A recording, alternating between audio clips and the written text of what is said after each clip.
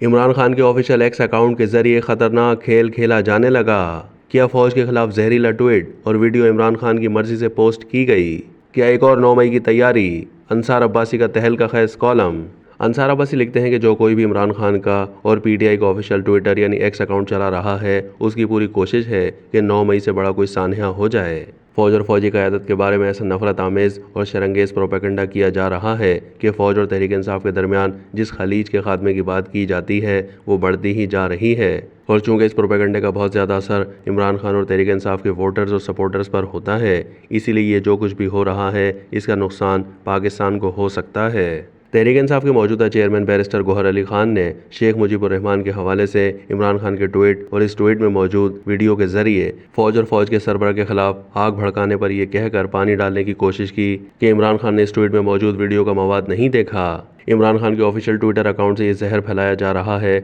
और ये जहरीला ट्वीट जिस वक्त मैं ये कॉलम लिख रहा हूँ उस वक्त तक डिलीट भी नहीं किया गया। अगर बैरिस्टर गौहर कहते हैं कि इमरान खान ने इस ट्वीट में मौजूदा वीडियो को नहीं देखा और यह कि कुछ ओवरडू हो गया, तो फिर इस ट्वीट को डिलीट क्यों नहीं किया गया? मुझे मालूम है कि बैरिस्टर गौहर समेत तहरीक इंसाफ के कई रहनुमा इमरान खान और पीटीआई के ऑफिशियल ट्विटर अकाउंट्स के जरिए जो खतरनाक खेल खेला जा रहा है उससे परेशान हैं, लेकिन इस सब को रोकने में बेबस दिखाई दे रहे हैं। इन रहनुमाओं में से कुछ ने आपस में ये तक मशवरा किया है कि क्यों न तहरीक इंसाफ के चंद रहनुमाओं पर मुश्तमिल एक कमेटी बनाई जाए जो इमरान खान और पीटीआई के ट्विटर अकाउंट पर किए जाने वाले ट्वीट्स को जारी करने से पहले क्लियर करे, लेकिन ऐसा अब तक नहीं हो सका। मुझे ये भी बताया गया है कि इमरान खान और पीटीआई के ट्विटर अकाउंट्स को बैरून मुल्क से चलाया जा रहा है। इमरान खान की मर्जी से ये सब कुछ हो रहा है या नहीं, इस बहस में पड़े बगैर तहरीक इंसाफ के रहनुमाओं को संजीदगी से इस नुक्ते पर गौर करना चाहिए कि वो कौन लोग हैं जो तहरीक इंसाफ की सियासत के साथ साथ पाकिस्तान को नुकसान पहुँचाने के दर पे हैं। जब 9 मई का सानिया हुआ तो उसके बाद तहरीक इंसाफ के कुछ रहनुमाओं को